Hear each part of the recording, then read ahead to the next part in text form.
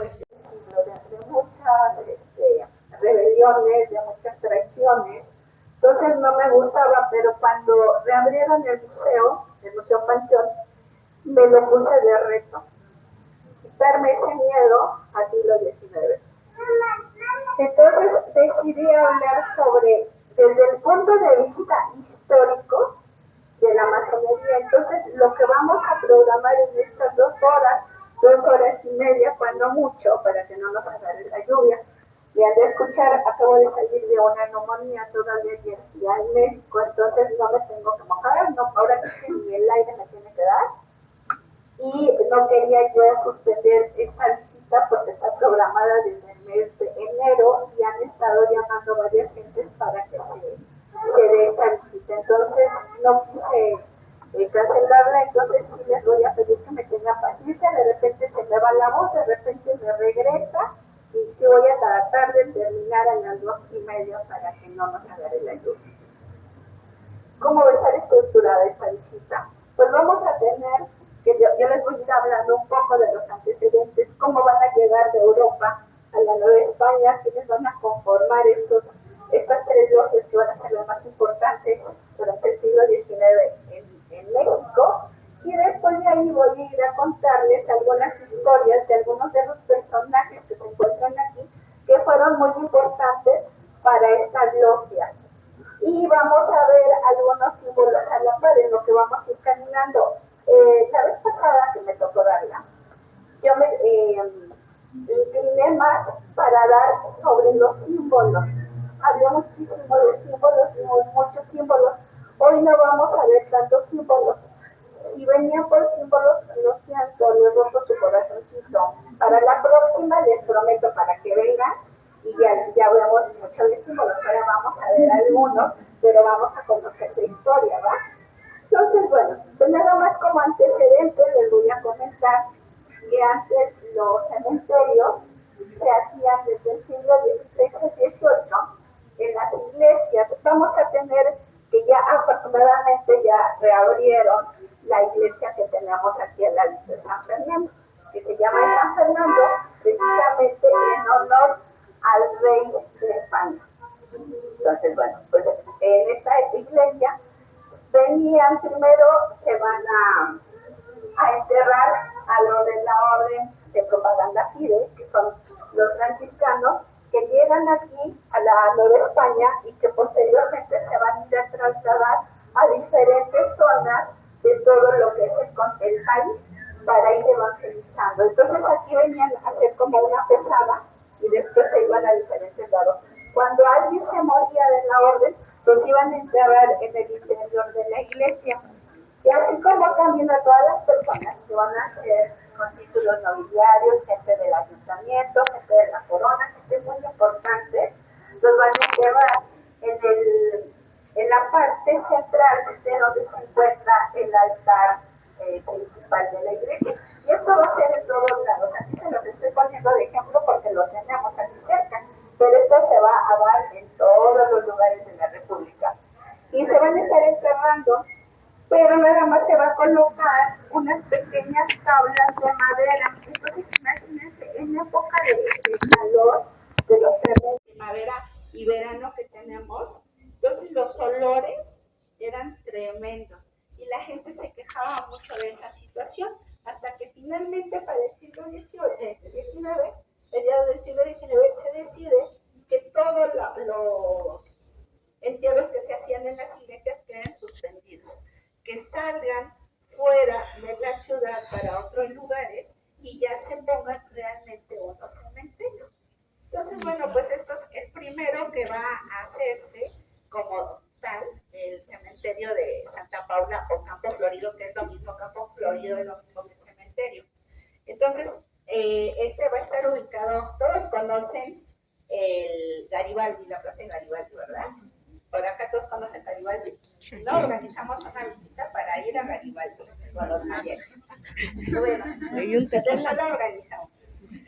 Vamos a tener que Garibaldi está el eje central y después hay una glorietita medio escondida. Ahí está la iglesia de Santa Paula, que por cierto dan misa los domingos, la misa de 12. mariachi, por si alguien quiere escucharla, pueden ir ahí. Y quitaron el panteón. Ahí enfrente de... Pero ese fue el primer panteón. Y de hecho, donde ahí va a ser el proceso está de la casa enterramiento de con bombos y la abuela. platillo de la piernita del general Santana. Ahí va a estar enterrada hasta que después la sacan y bueno, hacen todo un recorrido con un escarnio con esta pierna y se pierde y después van a cerrarlo. ¿Quién fue la que panteón, estuvo viviendo ahí? Creo que fue la Norma, ¿no? Algunas de los restos óseos los van a poner. Si ustedes en el transcurso de nuestro recorrido van viendo que algunas nichos dice familia, grupo de familias, todo eso se refiere a gente que trajeron de Santa Paula, gente que no tuvo dinero para darle ya un lugar a su familiar, a su descendiente. Entonces lo que van a hacer es todos amontonarlos para que no se pierdan. Entonces, bueno, pues los vamos a tener ahí en ese espacio. Y bueno, pues aquí este panteón va a tener la inauguración de 1832, que se les pide ya a los frailes que cierren la iglesia, así como el atrio, donde también se van a enterrar a la gente más humilde. Entre más lejos estén, es que eran pobres. Los que estén más cercanos van a ser los más ricos, porque van a decir que en el momento del juicio final van a estar muy cerquita para irse con la divinidad. Entonces, pues bueno, esa era la idea, y aquí se va a instalar entonces en 1832 este panteón, que va a durar muy poco, va a ser con las leyes también que va a implantar el presidente Benito Juárez, con la secularización y demás. Va a estar cerrado, va a estar solamente los que estaban aquí, la familia los puede venir a ver, pero ya no va a haber más entierros. Pero ¿qué creen?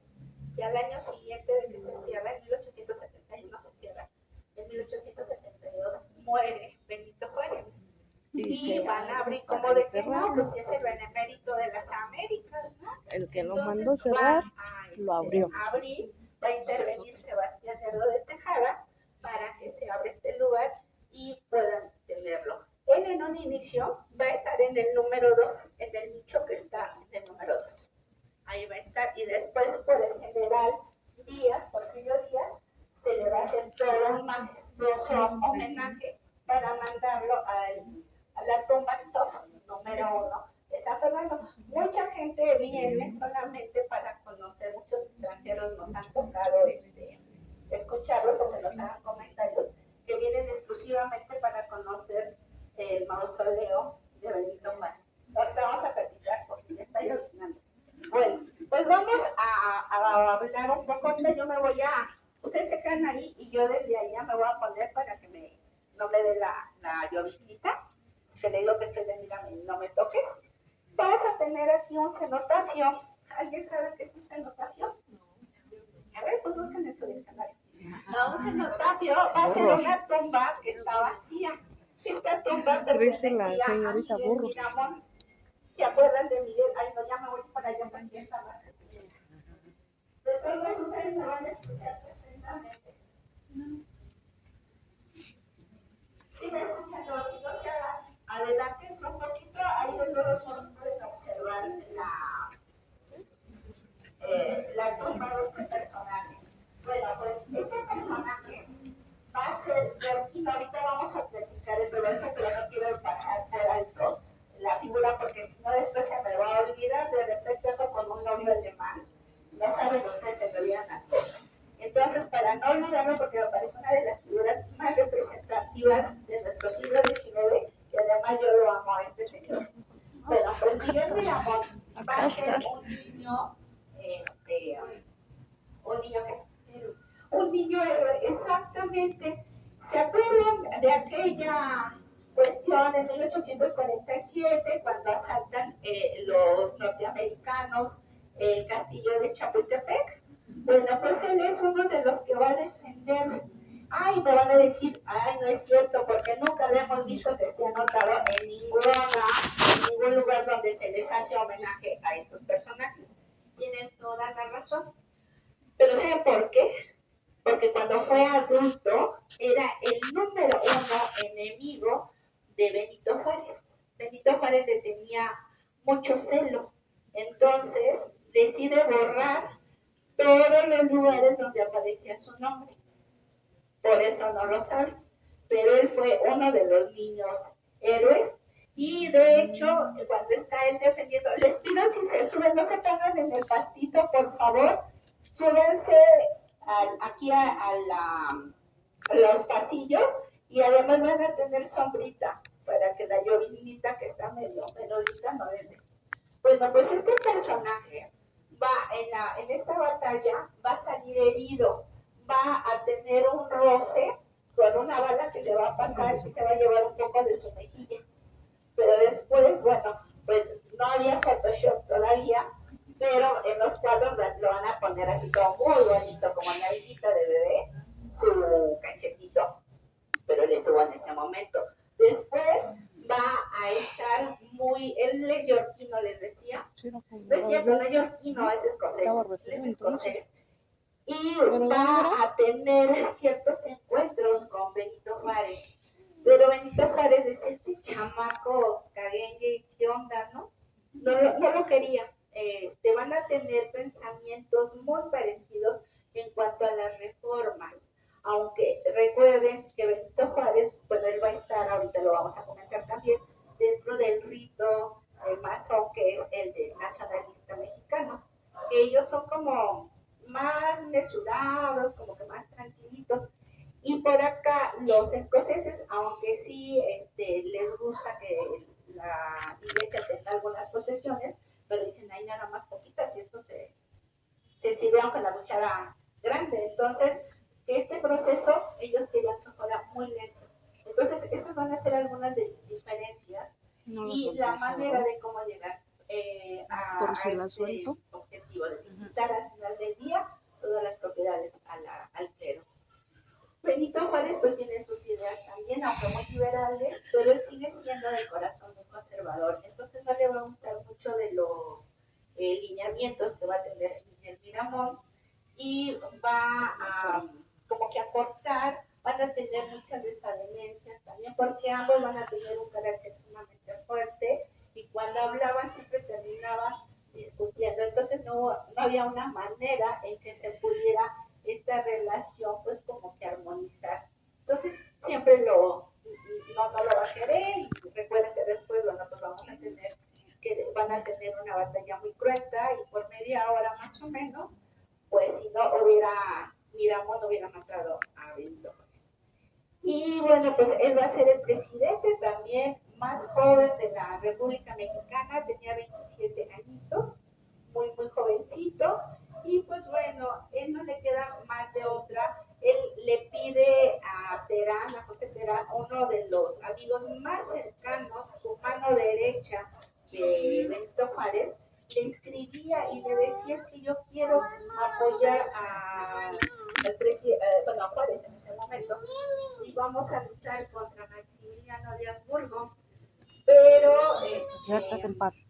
no, Benito Juárez no lo aceptaría, no le queda otra que tenga que unirse a Maximiliano de Habsburgo. Maximiliano tenía conocimiento de estas cartas que se le habían mandado a Benito Juárez, porque de hecho hay un libro también que las publican, bueno, pues ahora, en esa época no estaban publicadas, pero él sabía, tenía conocimiento de esa situación, entonces no le inspira mucha confianza Miguel Miramón.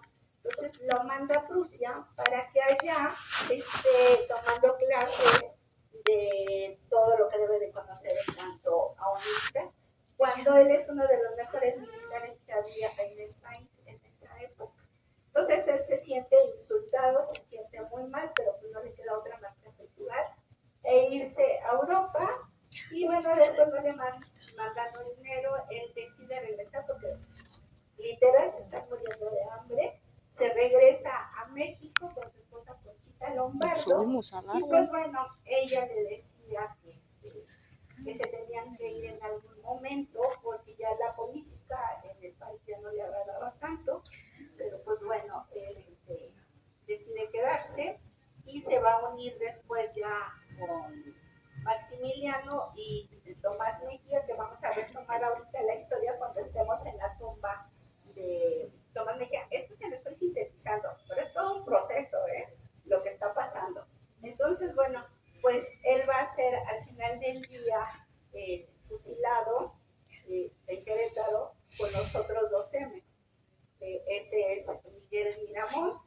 Tomás Mejía y Maximiliano de Habsburgo. Se les conoce como los 13.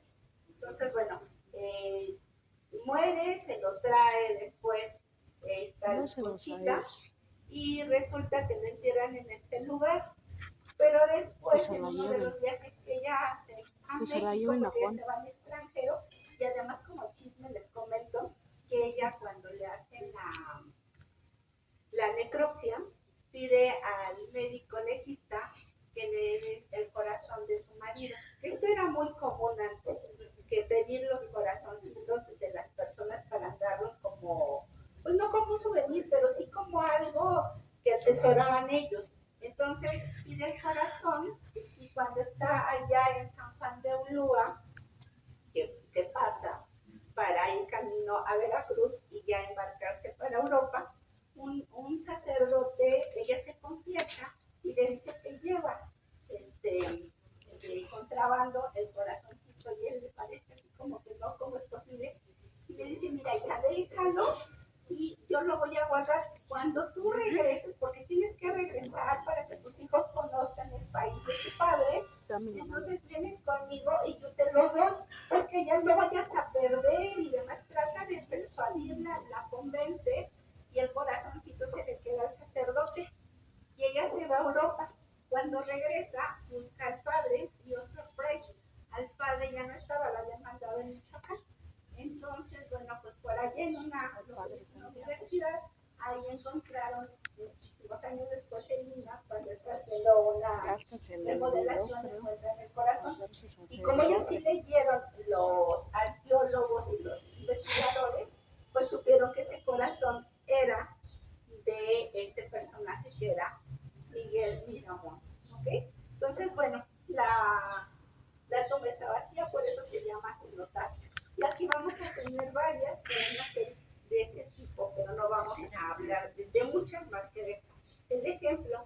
Entonces, bueno, pues vamos a ver qué es la masonería. Ya vamos a entrar al tema, ¿qué es la masonería? Pues es todo eso. Primero va a ser una asociación o una fraternidad que va a ser muy secreta y muy discreta.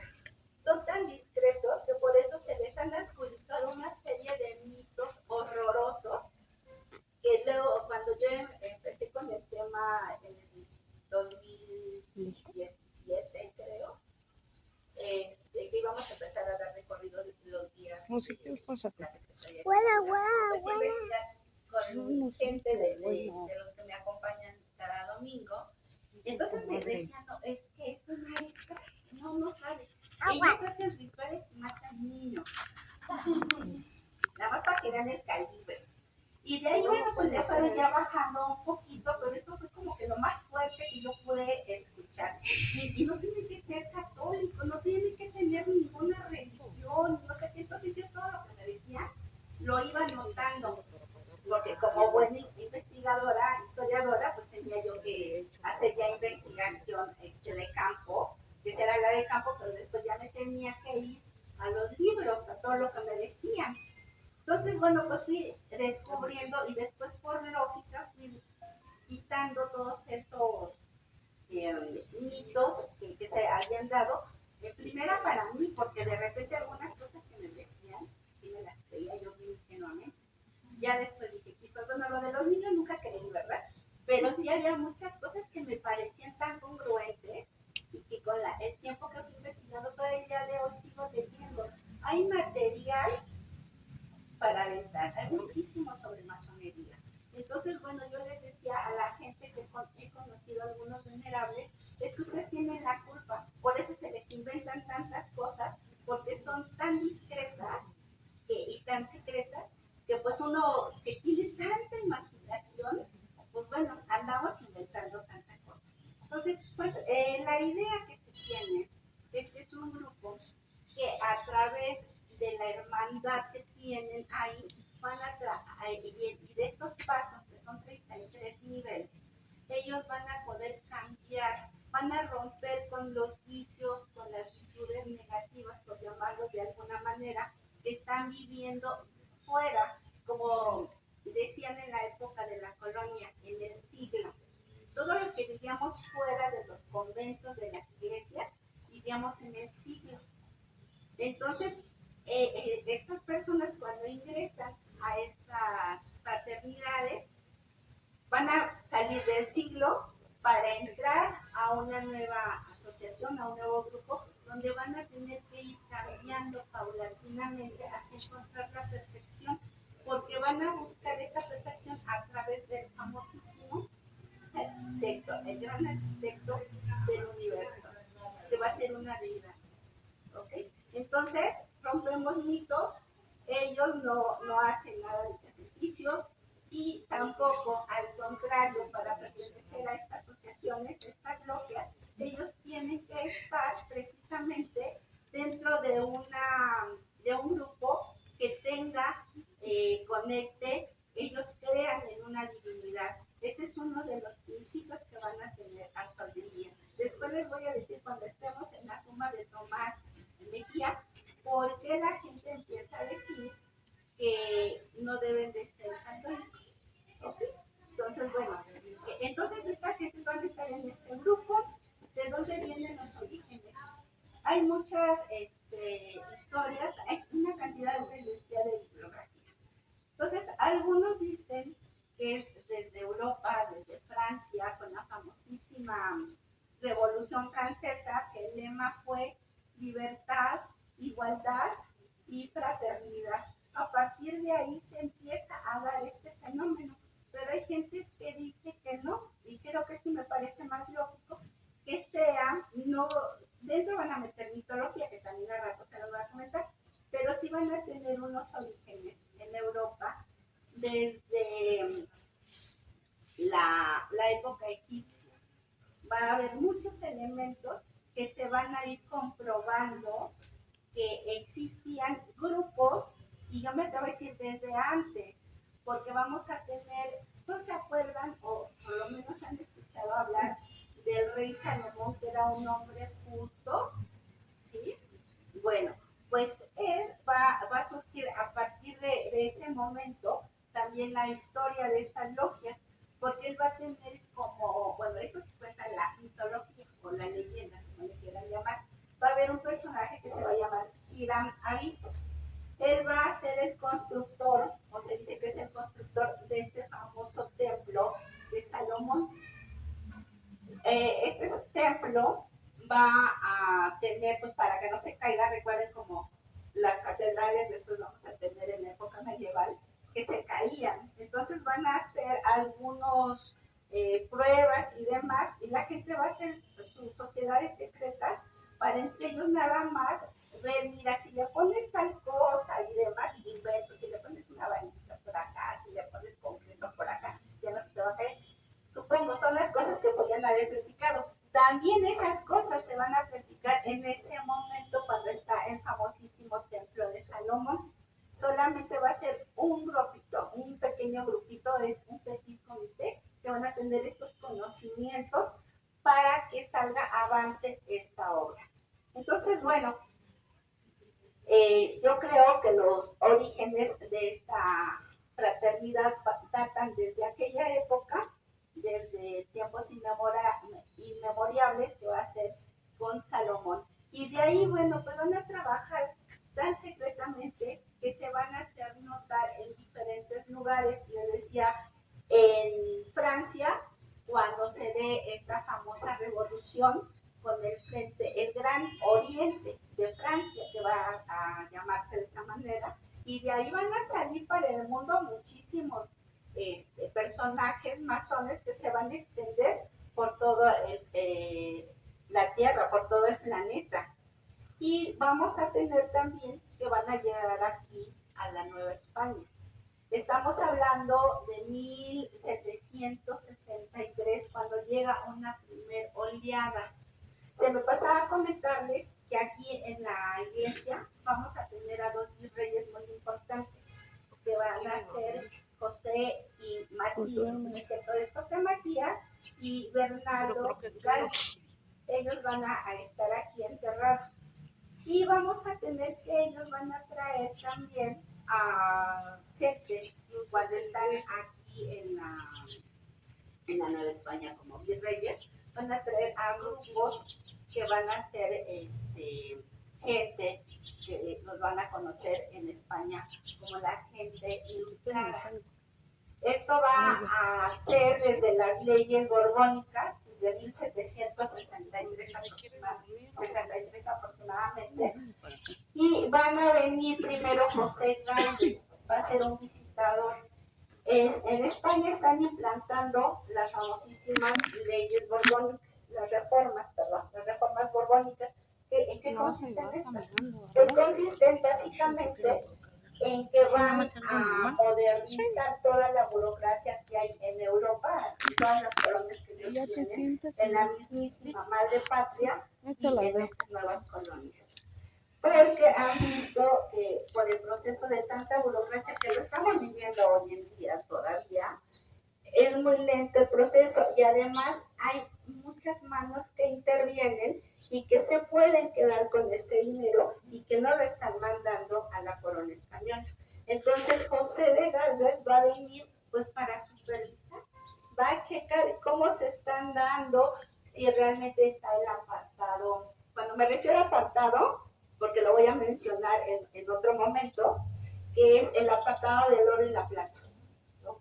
Que tienen que mandar el 5%, el quinto real, que lo tienen que mandar a España. Entonces, bueno, entre eso, estas cuestiones, la acuñación de las monedas, en fin, entonces ellos tienen que supervisar también estos impuestos y demás, y él pues solito pues no puede. Entonces se va a traer a un grupo de gente que van a ser estos hombres que ya empiezan a leer mucho más, están rompiendo con muchas de las ideas que tiene el clero, de que todo se hace por obra del Espíritu Santo y demás, la intervención de los santos.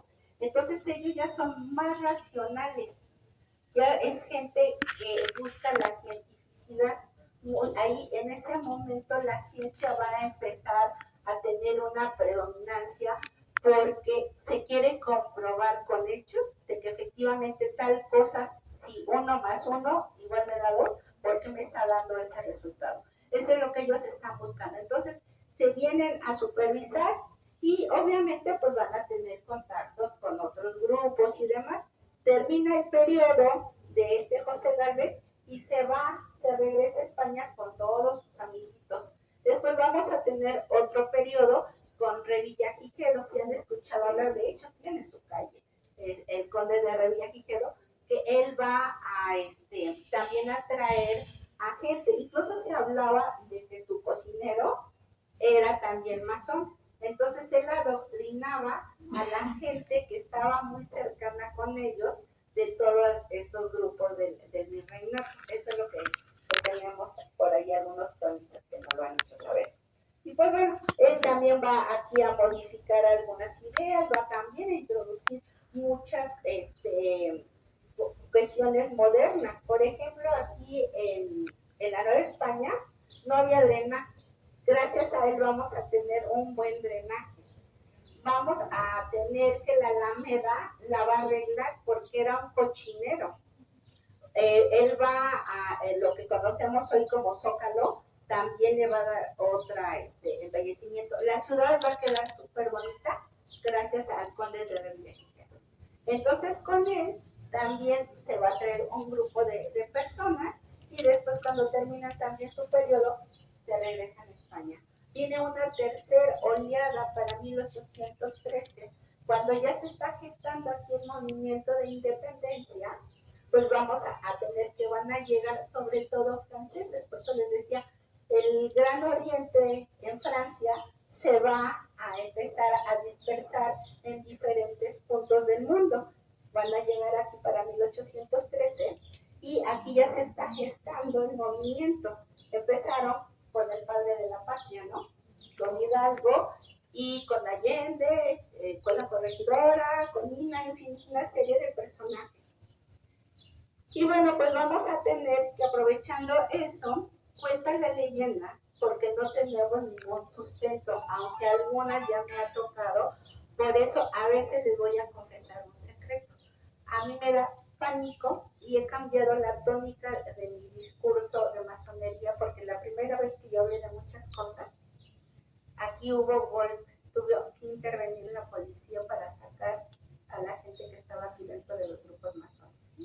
Entonces yo ya trato, miren, por encimitita, les juro que no duermo y pongo mi manita en mi pechito, porque de verdad la noche anterior, anoche yo no dormí bien, porque siempre me da mucho miedo, porque yo no sé las reacciones que podamos tener como seres humanos, entonces sí trato ahí de reducirle bastante ya, porque antes yo les decía de rituales, de cosas y demás, entonces bueno, por eso digo, ahora ya no, ya me voy a lo seguro donde no genero tanta polémica, pero bueno, esta cuestión del tema de Hidalgo, de que sí o no estuvo dentro de una orden, desde ahí empezamos aquella vez con una broncononona. Entonces, bueno, no quiero que haya problemas, se ven ustedes muy pacíficos. Entonces, pues bueno, o no, o ese que se abrió, no. Trata de controlarse. No. Bueno, pues vamos a ver, pero es algo que sí tengo que tocar, forzosamente. Se menciona en alguna literatura que Hidalgo sí perteneció junto con Allende a una orden, a una logia, y que esta era precisamente de los franceses. Ellos estaban en la calle que se conocía como las ratas de 4 patas, chicos, no de 2.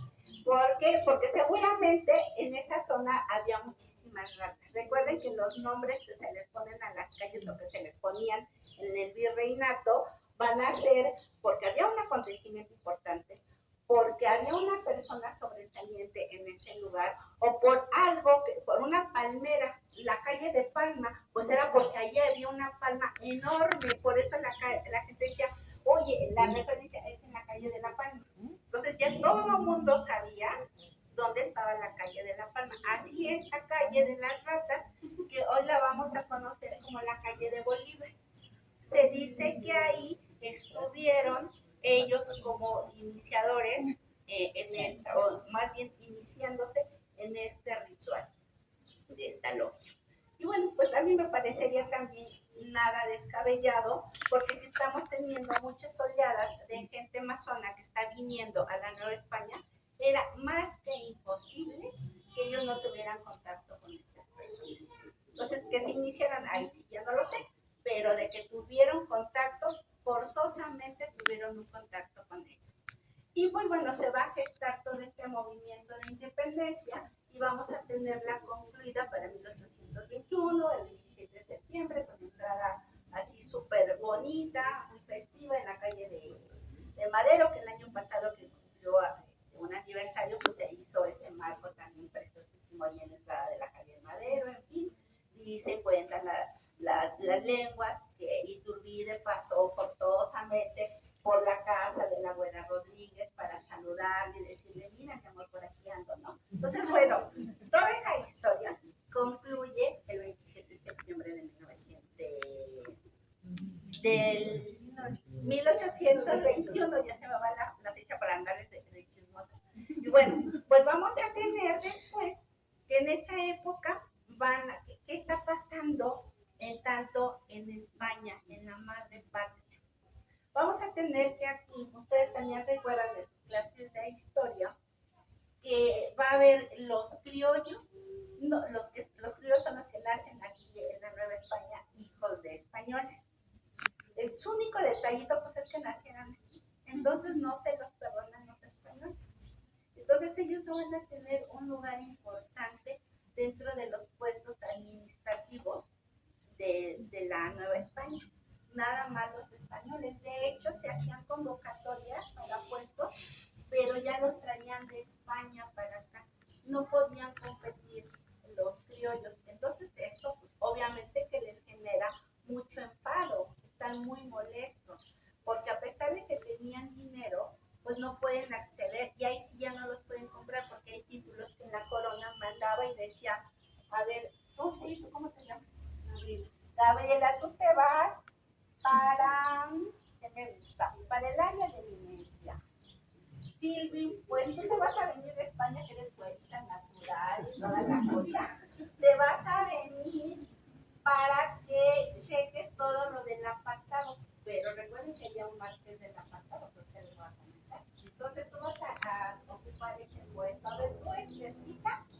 vas a quedar en el ramo de las finanzas. Entonces, pero tú eres criolla, mi reina. Perdiste.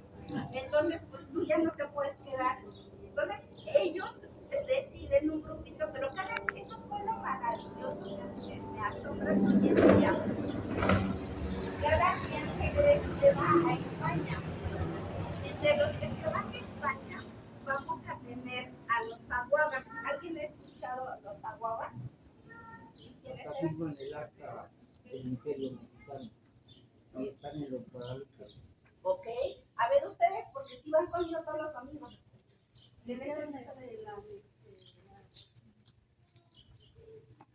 Empresarios mineros de Guanajuato.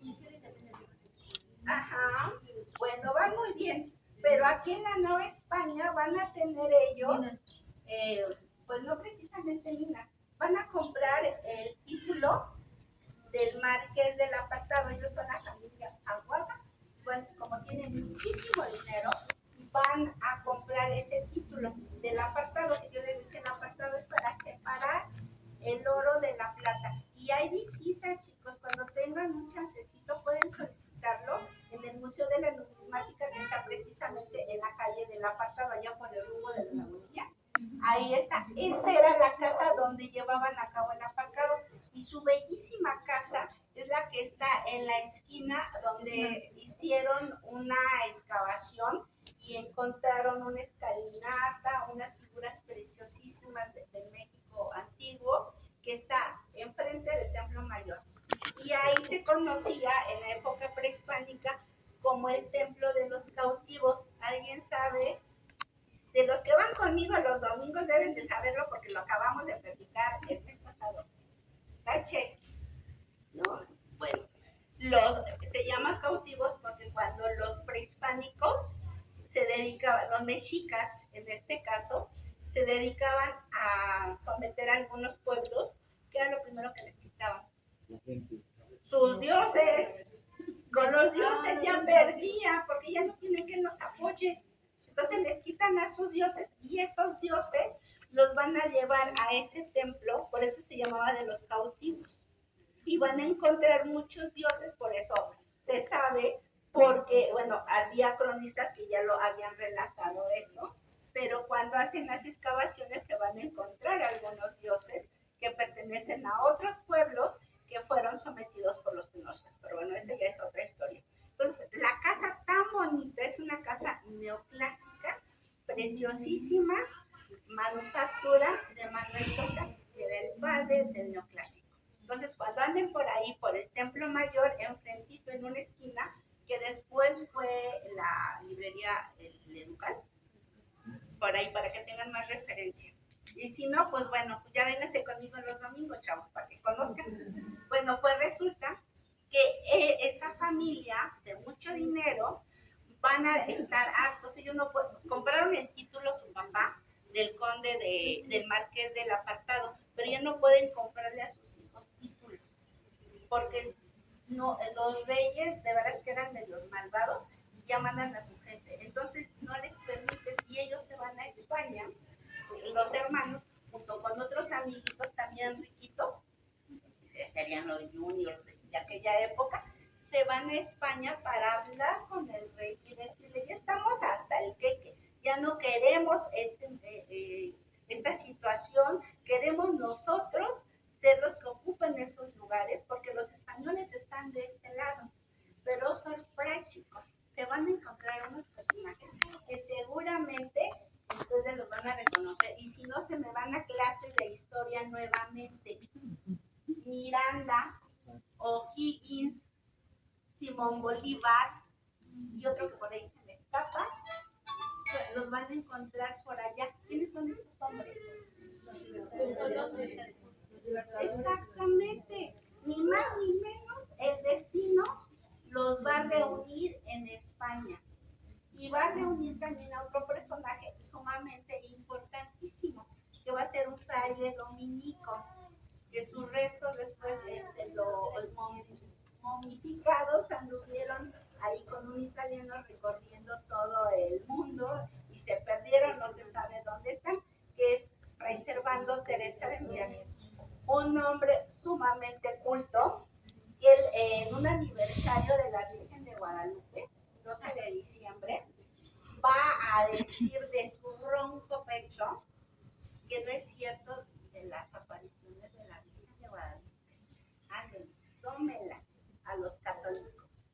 Entonces les dicen, no, esto no es verdad, porque ya existía una Guadalupe, efectivamente, en España, que la van a adorar allá en España, que después, recuerdo, van a traer a otra Cortés, y bueno, después se va a hacer toda esta historia de la Virgen de Guadalupe, pero perdón y pido disculpas a todos los guadalupanos que estén presentes en este momento, pero esa es la historia real y verdadera. Entonces, bueno, pues él va a hablar que no existe como tal las apariciones. Pues imagínense, en aquella época con la Inquisición y todo esto, pues lo expulsan, lo mandan a Europa a este personaje, se dedica a escribir y va a ser uno de los primeros constituyentes que va a ser un hombre muy intelectual, va a ser de verdad un hombre excepcional para su tiempo. Entonces, en España, pues se va a encontrar a toda la banda que les acabo de mencionar y todos están, no, pues ahora sí que ahí empezaron secretos y calladitos, escondiditos, haciendo su grupo. Entonces su grupo se va a llamar los Caballeros Ilustrados. Entonces, bueno, pues forman sus Caballeros Ilustrados y están en Cádiz, imagínense, en 1812. Todo el fervor, todo este movimiento de independencia. Entonces, pues bueno, la Constitución de Cádiz. Exactamente, por eso les digo, están en un movimiento candente en ese momento. ¿Cómo llegaron? ¿Cómo lo supieron?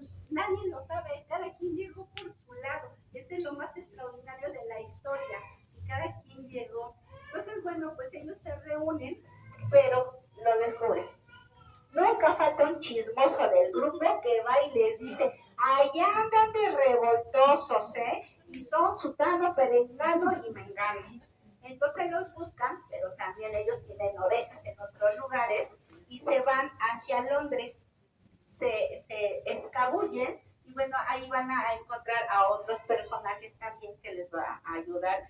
Y bueno, cuando ya se enteran también de que pues acá en la Nueva España ya está en movimiento, algunos deciden regresarse, como todos los que mencioné que van a ser los líderes que les van a dar también la libertad a Centro y Sudamérica, y algunos de los que estaban ahí se van a venir al movimiento de la Nueva España. Entre ellos viene precisamente este fraile dominico, que el pobrecillo, bueno, pues le va a ir también como en feria, porque cuando regresa aquí, pues ya la Inquisición lo tiene, pero miren, yo no sé de dónde han sacado, pero he escuchado en algunas conferencias, en algunos lugares, algunos maestros que dicen que cuando venían todos los embarques de la Nueva España, la NAO de China, que venían de las Filipinas y demás, no había un control de todo lo que traían, pero por supuestísimo, yo siempre los invito a que vayan al Archivo General de la Nación. Yo soy hija del archivo, toda mi carrera, mis títulos nobiliarios académicos han salido de ese lugar, porque si no, no puedo hacer nada, no puedo hacer investigaciones, y en el INE siempre estamos haciendo investigaciones. Entonces, si había un país que tenía un control estrictísimo, si salía una aguja, la anotaban, que se perdían por todas estas, con los piratas, los naufragios y demás, ya era otro cantar. Pero desde que salían de la casa de contratación de Sevilla, todo el mundo sabía qué era lo que traían. Entonces, bueno, pues imagínense la Inquisición, la Santa Inquisición, pues tenía también un control y ellos tenían por todos lados ahí sí orejas y oídos. Entonces, cuando se atreve a llegar este pobre dominico a la Nueva España que regresa, pues lo pescan. Y ahora sí le hacen tormento ahí donde hoy está el Museo de la Medicina, en la calle de Brasil, le hacen un tormento al pobrecillo, pues para que suelte la sopa y diga cómo eran estas reuniones, quiénes estaban. Nadie sabía nada de estos movimientos, hasta que él, pues ya, lo obligan a través de los tormentos. Él empieza a decir, pues nos reuníamos Sutanito y Perenganito, y él dijo esto, y estamos en tal lugar, pero también tenemos otro. Pues no le quedaba de otra al pobre hombre, para que ya no le estuvieran torturando. Entonces, es como sabe, entonces, el clero, todos estos movimientos de estos grupos. Llegamos entonces ya al final de le decía, de 1821, del 27 de septiembre, y vamos a tener que por ahí se va a formar una logia que va a tener como venerable a un personaje que va a ser Manuel Cordoño, que por ahí a lo mejor les suena a muchos de ustedes. Él va a ser el médico de un personaje que también es una triste historia, que lo voy a hacer llorar ahorita. Este personaje va a ser el famosísimo Don Juan O'Donoghue. ¿Sí nos suena? ¿Sí te voy a poner? ¿No? Bueno, pues entonces vamos a tener que este personaje lo manda va a ser, pues él venía como último virrey por parte de la corona, pero ya no va a ser el último virrey, porque en ese momento ya se están firmando todos los documentos, los tratados de Córdoba, efectivamente, donde ya México o la Nueva España está separado de la madre patria de España. Entonces, pues ahí ya dice, pues ahora qué hago. Y Iturbide le dice, pues quédate como jefe general de las provincias. Apóyanos al movimiento, firma con nosotros el acta de independencia. Y el que también obviamente era un masón, dice, pero pues si yo desde España estoy pidiendo que ustedes adquieran su libertad y ya, que tengan su soberanía, feliz de la vida él. Entonces se entera en la corona y le dice, a ver papacito, no me dijeron así, ¿verdad? Le han de haber dicho pedazo. A ver papacito, ¿qué onda? Si yo te estoy mandando para que detengas el movimiento y tú todavía te vas a atrever a estar apoyándolos, no te queremos para nada en España. Y allá en la Nueva España hay gente todavía que está y que te va a correr a ver a dónde te vas. Entonces le dice, y tú le dices, ay, no te preocupes. Nosotros los mexicanos somos bien buena onda. Siempre recibimos a todo el mundo, ¿a poco no? Mi casa es tu casa. Qué terrible, eso nunca lo digan. Si no les va a pasar lo de Moctezuma Xocoyotzin. Ya ven que Cortés se quedó con la casa. Y él les dijo, mi casa es tu casa. Entonces, pues no hagan eso. Entonces, bueno, pues él le dice, no te preocupes, pues si ya no te quieren ni allá, pero aquí sí te queremos, yo te voy a defender junto con tu reina, que va a ser esta señora, ¿cómo se llama la queretana, la corregidora? Josefa. Bueno, pues su esposa se llama también Josefa. Y le dice, nosotros vamos a ayudarte con doña Josefa. Entonces, pues él ya más tranquilo, pues tiene la palabra de Iturbide, que no es cualquier cosa, y él lo sigue apoyando. Pero justo un día antes de que firmen el acta de independencia, donde él la va a firmar, ¿qué creen? Que lo matan.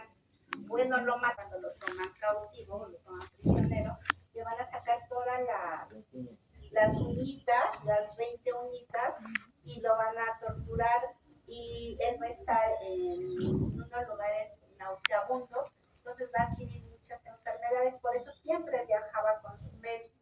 Entonces, él sabe que temprano iba a morir y no iba a durar mucho tiempo, pero pues aquí sí le dan como que el empujoncito. ¿Cómo saben que él lo matan? Porque las enfermedades que tenía, al parecer, eran también de pulmones.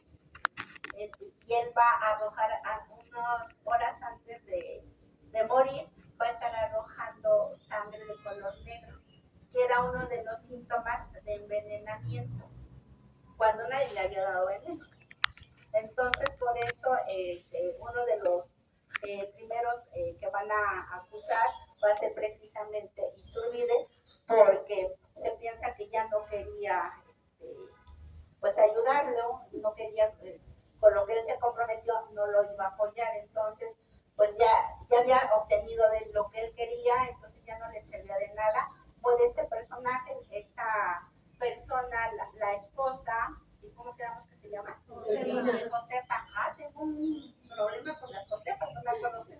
Bueno, resulta que Josefa va a morir aquí en la miseria total, en una calle del centro, ahí por la calle de Palma, y la van a ayudar, ella va a vender joyas, los vestidos, los pocos muebles que pudo lograr sacar del Palacio Virreinal, y mucha gente, muchos políticos le van a decir que le van a ayudar, pero en la realidad nadie la ayuda, más que los pobres vecinos que viven y que están en peores condiciones que ella, y lo único de lo que se va a alimentar los últimos años de su vida va a ser un pocillito de café y la mitad de un bolillo duro, hasta que ella muere en la completa miseria. Bueno, por eso le decía que iban a llorar, porque me parece una historia muy, muy triste esta. Pero bueno, pues resulta entonces que va a ser uno de los personajes importantes para este movimiento de independencia, y vamos a tener que ya una vez cumplido este proceso, pues necesita la nación tener una constitución mexicana, ¿no? Entonces van a aparecer por ahí en 1821 un grupo, va a ser una logia encabezada por este médico, Manuel Cordoniu, que se va a llamar el rito escocés antiguo y otro, y aceptado. Van ellos, él va a ser el venerable de este grupo y van a tener su periódico, como todos los grupos, como todas las logias, pues va a tener su periódico, va a ser El Sol. Y el primer miembro de esta logia, ¿quién creen que va a ser?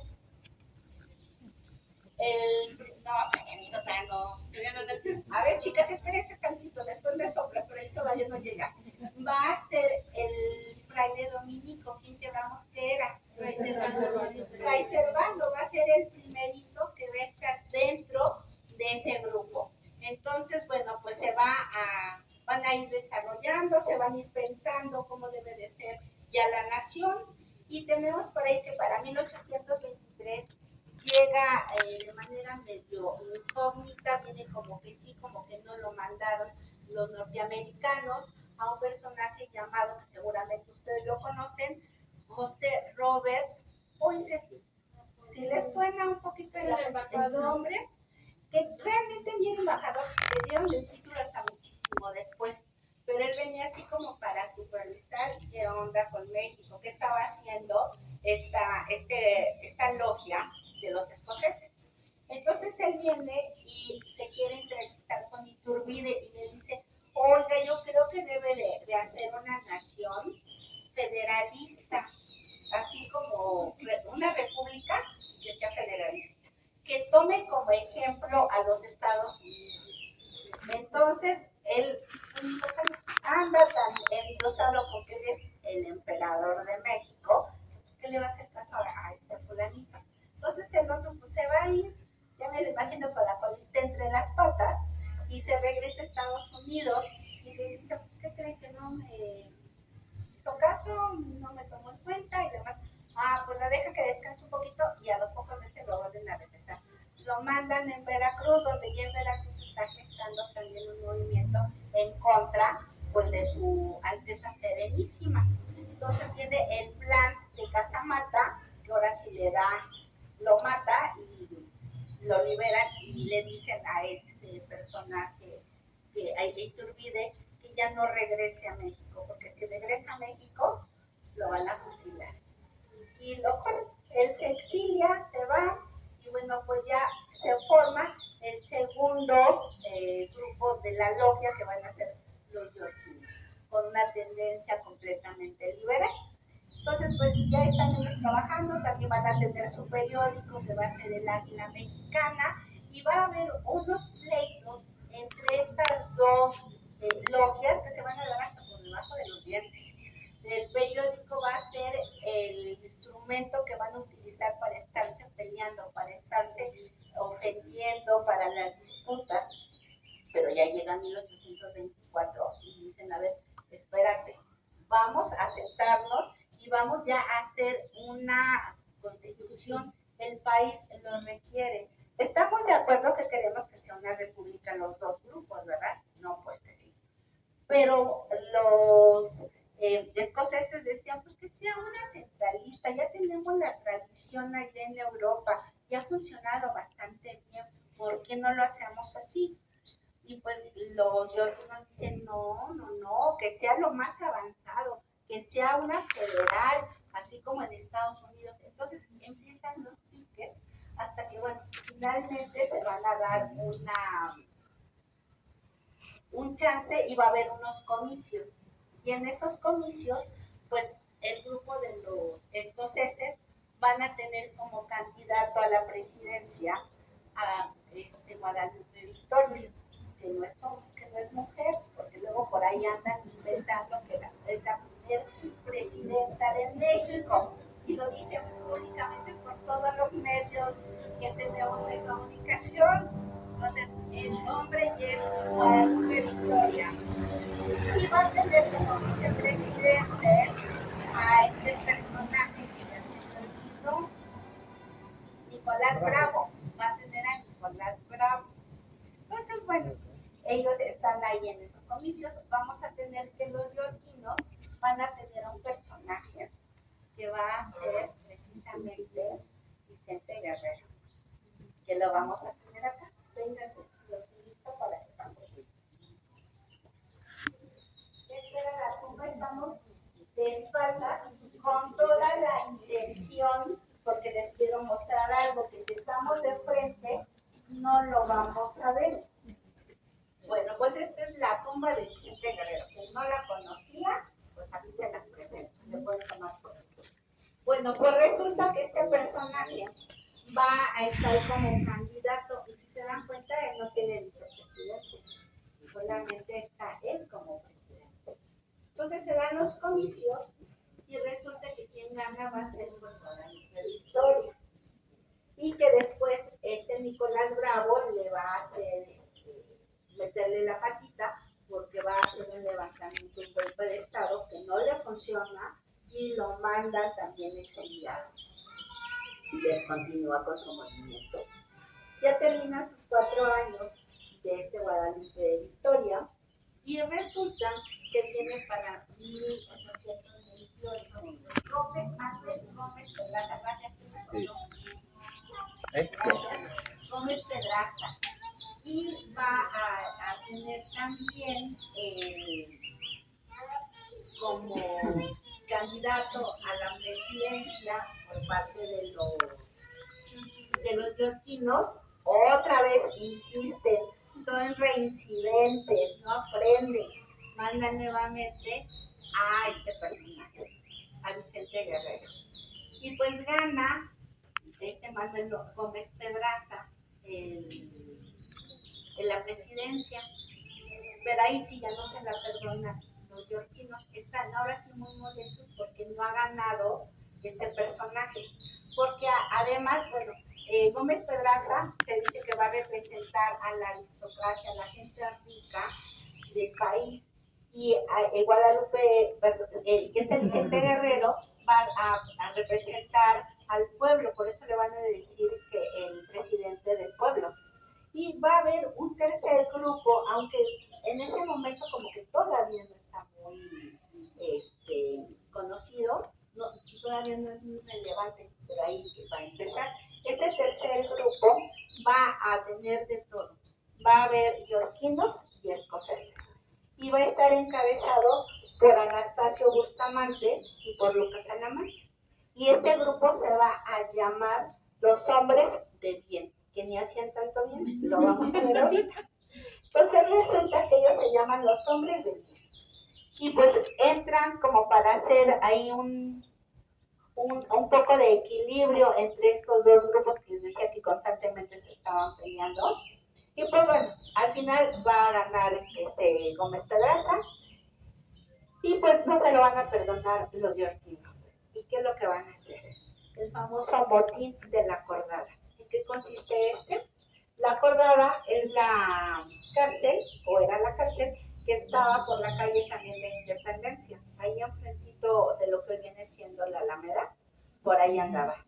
Entonces van a liberar a los presos para que vengan a hacer desmanes. Ya desde esa época se hacían desmanes, no nos vamos en estos movimientos presentes. Van a quemar los puestos o los cajones, como se les llamaba en aquella época, del mercado del Parián. Y bueno, van a hacer de verdad tremendas cosas. Y el presidente Guadalupe Victoria, pues nada más ahí veía desde el lugar donde estaba gobernando. Nada más ahí estaba viendo, pero esto se lo van a cobrar. Ahorita les platico esa otra leyenda. Que bueno, yo no sé si sea verdad, pero se los voy a comentar. Puede ser una leyenda. Y bueno, pues resulta que este personaje se está dando cuenta de todo lo que está pasando. Y Gómez Pedraza dice, no, pues mejor me voy, me retiro de la presidencia, porque si todavía no llego a la presidencia y ya se están gestando todos estos movimientos, ¿qué va a hacer cuando yo esté como presidente? Así que decide marcharse y le deja el camino libre a este personaje, a Vicente Guerrero. Y bueno, pues vamos a tener que yo les decía que no tenía en esos comicios nombrado como tal a un vicepresidente, porque ¿quién cree que va a ser su vicepresidente si estamos hablando de que le Yorquino? Que dale con Benito, ya te voy a reprobar, ¿eh? No, no, Benito Juárez todavía no, todavía no pinta. Todavía no pinta. No, tampoco. Pues va a ser precisamente Poinsett. Poinsett es el venerable de los yorquinos, chicos. Entonces, por eso no va a poner un vicepresidente, porque él va a ser el vicepresidente que va a estar apoyando a este personaje. Entonces, bueno, pues vamos, sí, que no, que es estadounidense, pues aquí viene valiendo poco. Aquí él no importa que no sea mexicano, se le va a tomar en cuenta como vicepresidente porque va a estar bajo el agüita también. Entonces va a estar trabajando Vicente Guerrero como presidente. Y ahí sí ya, los hombres del bien, los hombres de bien, que ni eran de tan buenos, van a ver que entonces ellos van a empezar, Lucas Alamán y Anastasio Bustamante, van a empezar por todos los medios, por todos los periódicos habidos y por haber, a echarle a este señor, se van a burlar de su físico. Él va a tener antecedentes afro, como todos nosotros. Si algo importante que ha pasado desde la gestación, desde 1824, cuando tenemos nuestra primera constitución en los mexicanos, es que no nos gusta que nos digan morenitos, tampoco nos gusta que nos digan rechupines, y saben que ese es el gravísimo problema que no hemos aceptado, nuestro mestizaje. Ese ha sido el gran problema que se ha trabajado desde el siglo XIX hasta el siglo XXI, que la gente no acepta que somos mestizos, y eso nos ha traído tremendos problemas. Teníamos todo para ser una potencia, de verdad, y no lo logramos por unos tontos valores, porque realmente ni nos creemos que somos indígenas y tampoco nos creemos que somos españoles, pero tenemos sangre, y no nada más tenemos sangre mestiza, tenemos sangre indígena y sangre oriental, porque creen que algunos luego estamos amarillitos y tenemos los ojitos rasgados. No es porque nos jalaba nuestra mamá las trencitas, no, era porque realmente somos un pueblo pluricultural, y mientras no lo aceptemos vamos a seguir estando en estas condiciones. Bueno, se acaba el comercial. Bueno, pues él, como tiene sus rasgos negroides, afro, pues le van a tumbar, pero por todos lados, todas las críticas van a ser hacia su físico, pero él se puntaba mantequilla. Afortunadamente se le resbalaba y no lo tomaba en cuenta. Pero vamos a tener que de repente por ahí alguien, y se los voy a sacar porque no me los sé de memoria y no se los quiero parafrasear, para decirles qué fue lo que encontraron en su escritorio. Una vez alguien, pues, está tan enojado con este personaje que le andan buscando por todos lados algo para quitarlo de la presidencia. Y pues por ahí él se va a comer un día, se le hace muy tarde, deja la oficina abierta, deja su escritorio abierto, deja los documentos arriba y descubren cómo se despedía de este personaje de Poinsen, que esto va a ser el acabose. Soy de usted mi dueño y señor, y beso sus pies. Bolas. Esto va a ser la frase que van a ver que todas las despedidas de los documentos que van dirigidos a Poison son de esta manera. Entonces dicen, a ver cómo está la cosa. Nosotros somos un país independiente, no estamos dependiendo de Estados Unidos, y él está haciendo muchas cosas que está siguiendo el ejemplo de Estados Unidos. ¿Y cómo se atreve a despedir de este hombre de esta manera?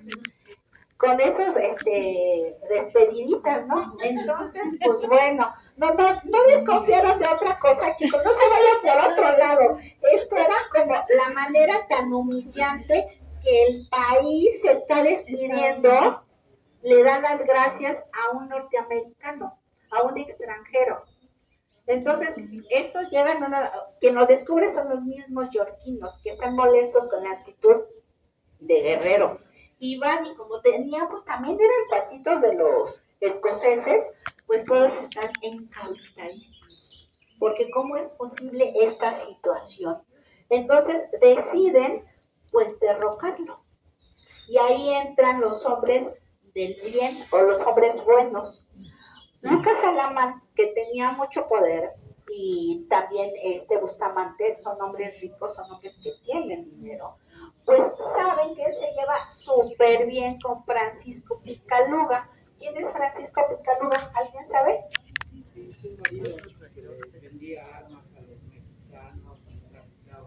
Exactamente. Era un personaje, un genovés, un comerciante genovés, que entre tantas cosas que vendía eran armas. Entonces, pues que se les compraba pues, al gobierno. Entonces era súper amiguísimo de Vicente Guerrero. Y él tenía, a escondiditas, por supuesto, estaba vendiendo las armas. Entonces, él tenía mucho que deberle al gobierno. Y aparte debe impuestos que no pagaba de los otros productos que vendía. Entonces, pues de ahí lo van a repeler. Van y manda Bustamante al ministro de Guerra, que es muy amigo de él y que es un hombre sumamente discreto, y le dice, vas a ir a hablar con Picaluga y le vas a ofrecer que para que él traicione a Guerrero, nosotros le vamos a perdonarle los impuestos que debe, le vamos a dar todavía un poquito más de dinero y él nos va a entregar a Guerrero. Entonces va efectivamente, hablan con Picaluga y le dice pues que sí, que él no tiene problemas, pues le van a perdonar los impuestos, que bueno, ¿no? Porque nosotros sufrimos con el SAT, yo sufro con el SAT cada mes. Después viene que además le van a dar un dinerito, pues, negocio redondo, nada más para entregar a su amigo. Qué bueno que era tan amigo de él, va a decir, bueno, pues sí era amigo, pero así como que mi brother, pues no, ¿verdad? Entonces, pues sí lo van a entregar y lo va a invitar a comer en Acapulco, en su barco, el Colombo. Por eso aquí los puse para que ustedes vean el ancla, porque si yo se los explicaba del otro lado, no la iban a ver, y el día que estuvieron aquí van a decir, ahí está Julieta, muy historiadora, pero no nos platicó la historia de esto, porque, bueno, pues el barco se llamaba el Colombo, y aquí vamos a tener que nos está representando ese acontecimiento a través de esta ancla. Y bueno, pues entonces él lo va a invitar. Acá pues dice, sí, pero puedo llevar unos amigos y hacemos la fiesta. No, pues que sí. Entonces se van y la clave era para que él entregara, porque lo iba a entregar en Oaxaca, en Calpulalpan, lo va a entregar. Entonces va a decir, el pájaro está en la jaula y va a haber una serie de cañonazos que se van a dar de que ella tiene prisionero a este personaje. Entonces efectivamente llega inocentemente Guerrero, no, se van, zarpan y van a llegar hasta aquella zona en Oaxaca Y ahí donde lo van a prender va a ser precisamente en una playa que todos hemos ido de curiosos, que es la entrega, porque ahí precisamente lo van a entregar. Y bueno, pues lo entregan, lo van a fusilar, él les dice que les pide de favor a la gente que va a disparar que sigan defendiendo la soberanía e independencia del país, que tanto les ha costado tenerla, y él solito se coloca su venda negra en los ojos y lo fusilan y lo entierran. ¿Ustedes sabían que este personaje estuvo enterrado 5 veces en diferentes lugares? ¿No? Bueno, pues ahorita lo vamos a contar. El primer lugar donde va a estar enterrado va a ser precisamente allá en Oaxaca. La gente, por supuestísimo que sabía que allí estaba enterrado, pero no le van a colocar ni una crucecita que diga aquí está Vicente Guerrero, pues no. No le van a colocar nada porque quieren pasar desapercibido que él está ahí enterrado, porque precisamente la gente podía hacer así como que un homenaje o algo, y es lo que menos quieren, que no haya ruido en este caso. Entonces, bueno, pues ahí lo van a enterrar, pero la gente del pueblo iba de repente y le llevaba una florecita, iba a orar por el eterno descanso de su alma, en fin, hasta que poco a poco este rumor a voces se va extendiendo y llega a los clérigos que están allá en el templo de la Catedral de Santo Domingo en Oaxaca. Entonces dicen, ¿cómo que no tiene cristiana sepultura? ¿Cómo que está el mismísimo presidente Guerrero? Entonces hablan con el ayuntamiento, con el gobierno del estado, y la gente del pueblo les lleva a donde está enterrado. Entonces lo van a exhumar los restos, le hacen toda una ceremonia donde hay civiles que van, donde va el clérigo, donde va gente del gobierno, y bueno, hay uno que otro chismoso también se cuela. Todos van a ir para llegar ahí a la catedral de Oaxaca, donde le hacen una misa de cuerpo entero y lo van a enterrar. Ahí va a ser el segundo lugar donde lo van a enterrar. Pero los padres, que eran bien colmilludos, se dan cuenta de que en un futuro posiblemente pueden ir a exhumar a enemigos el cuerpo de Guerrero, entonces lo van a traer así como la patita de Santana, que lo van a andar por toda la ciudad arrastrando, haciéndole escarnio. Entonces deciden cambiar los restos de este personaje a otro lugar. Y efectivamente fueron pitonizos, porque después llega un grupo, iban a violar la tumba, pero no estaban los restos de este personaje. Se calman las aguas un poco y los sacerdotes deciden hablarle a su nieto, no es cierto, era su yerno, a Mariano Riva Palacio, que es de una familia también de políticos del siglo XIX, este personaje, que se casa con la única hija que tuvo Vicente Guerrero, y le dicen, ¿sabes qué? Aquí es un peligro que en Oaxaca estén los restos de Vicente Guerrero. ¿Por qué no te los llevas a la Ciudad de México? Que es tan grande, ¿eh? ¿Qué hora tiene, por favor? Ya menos nos falta, vamos a la mitad. Le dicen, bueno, pues mándenlo allá en la Ciudad de México, es más grande, se puede perder entre la multitud. Entonces se lo trae a la iglesia de Loreto. ¿Sí ubican la iglesia de Loreto? En el centro. Más o menos, efectivamente, esa iglesia de Loreto lo van a enterrar, ahí va a estar un buen rato, pero cuando ya Mariano se siente muy grave de salud, su nieto también dice, no, pues ya necesitamos tenerlo en un lugar que esté completamente seguro, y lo van a traer aquí. Aquí va a estar por 65 años los restos de este personaje, hasta que en 1925 el presidente Plutarco Elías Calles decide, como a él y a otros personajes próceres de la independencia, pues mandarlos a la columna de la independencia, y es donde hasta hoy en día reposan sus restos, y es el quinto lugar donde va a estar enterrado. Esperemos que ahí continúe y que ya no tenga más paseo. Véngase, vámonos ya. Ahora sí ya nos vamos a mover de aquí.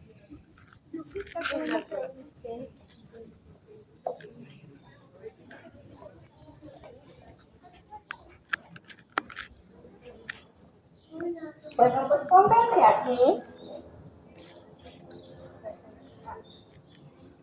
Me voy a poner yo de aquel lado. Ustedes pónganse aquí, por favor.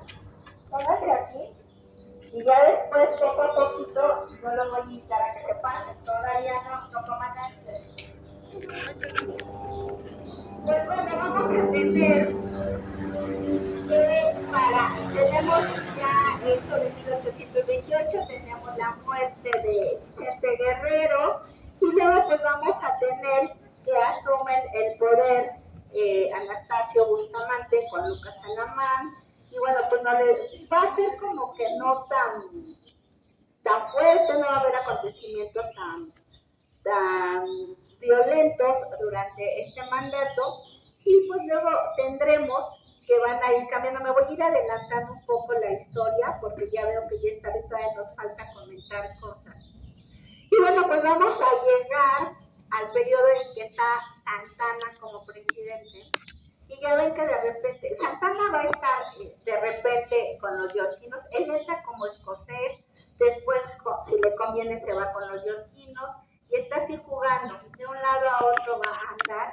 Y bueno, pues en este momento va a estar de vacaciones, ya ven que no se le daba mucho eso, que va a pedir algún tiempo para irse ya sea a Veracruz a su hacienda, o va a estar aquí en Tlalpan. Ya ven que también tenía una hacienda en Tlalpan, y él va a estar ahí descansando en esta corrida de gallos, va a estar comiendo el famoso caldo tlalpeño que le hicieron para una cruda, cuenta la leyenda. Entonces, bueno, pues se va a estar feliz de la vida, y él va a dejar a cargo a un personaje muy importante, Valentín Gómez Farías. Este personaje va a tener a su secretario, que va a ser José María Luis Mora, sacerdote. Y pues resulta que en ese momento, pese a que él es un sacerdote, va a platicar y decir, bueno, pues ya la iglesia tiene estas tierras muertas, como se le llamaban a todas las propiedades que la iglesia tenía. Y dice, pues ya es momento en que las pongan a trabajar, y tiene muchísimas prerrogativas el clero, ya es momento de que se termine esto. Entonces van a empezar a hacer sus famosísimas leyes de reforma.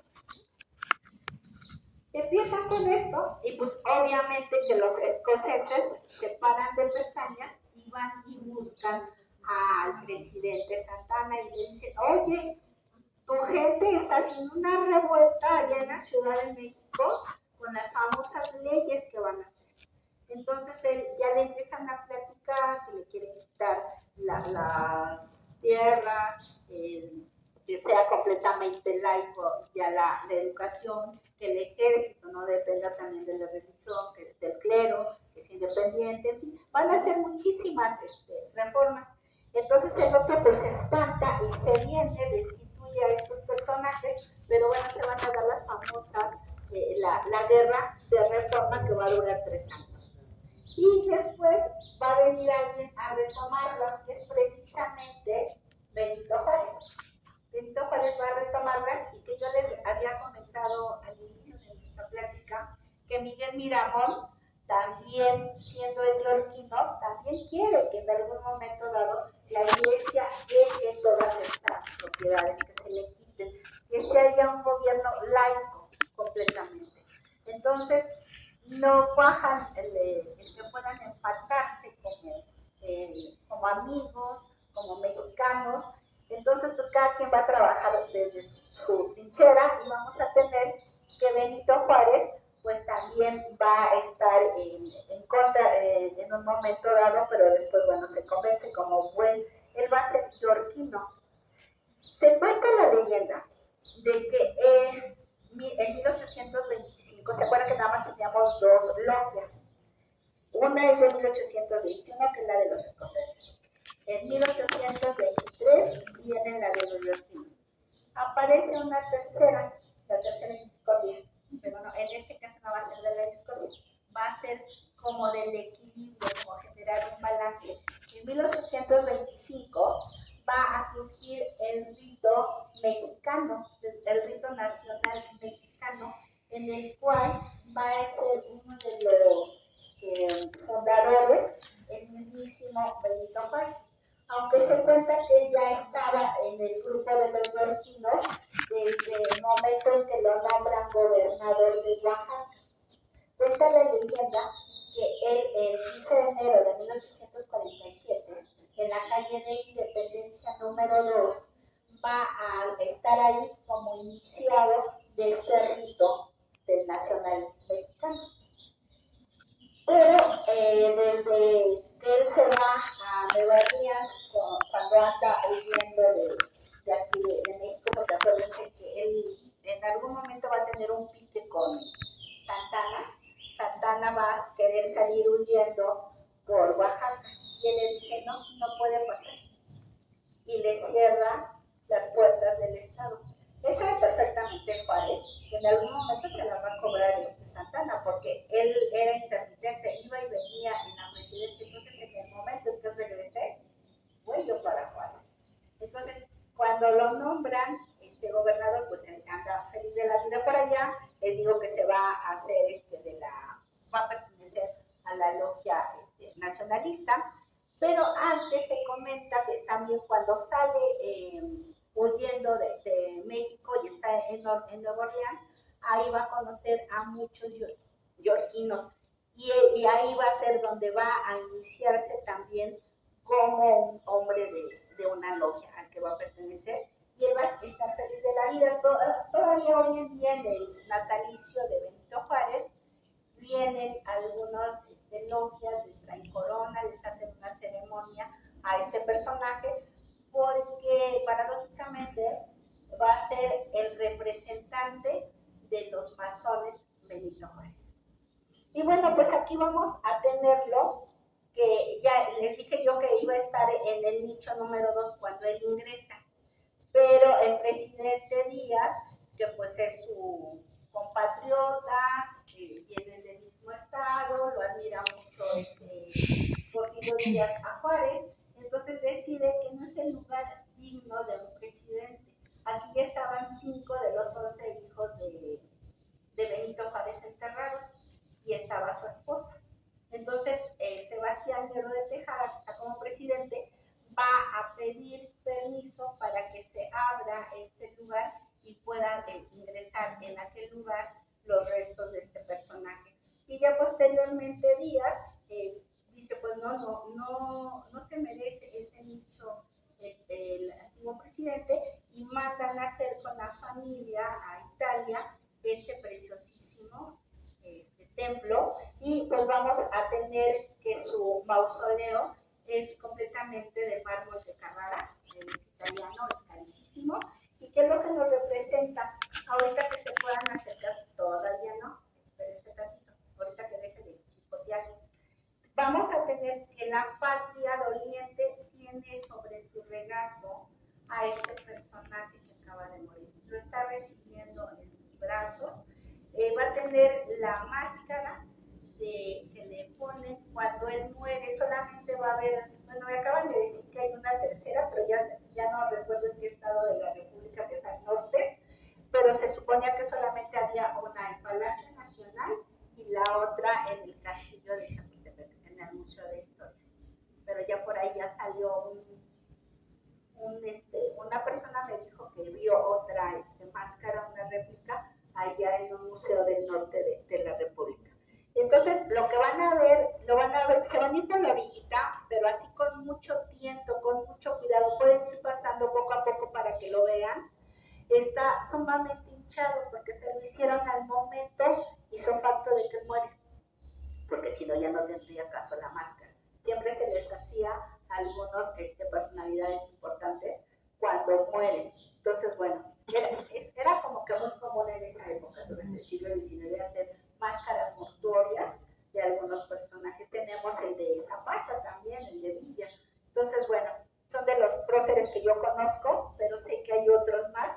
Entonces, bueno, si gustan ir pasando por la orillita de aquí, se va a ver más el rostro tanto de la patria de Oriente como de Benito Juárez.